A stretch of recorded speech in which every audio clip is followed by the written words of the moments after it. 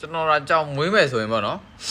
ဘလို့ကြောင်မျိုးကိုမွေးမလဲပေါ့အေးဒီလိုကြောင်မွေးမယ်ကျွန်တော်လည်းတူတယ်တေးတေးလေးချစ်စရာလေးဝမ်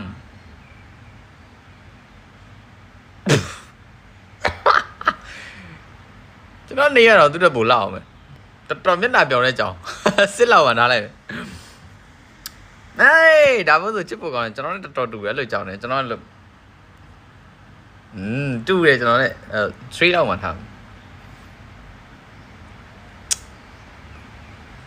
ဘာတော့ဟာအဲ့လိုကြောင်ရုံမကြိုက်ဘူး7လောက်မှထား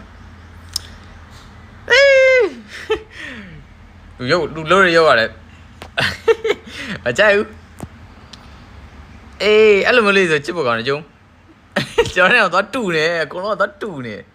ချစ်ဖို့ကောင်းနေတာကြောင်တွေက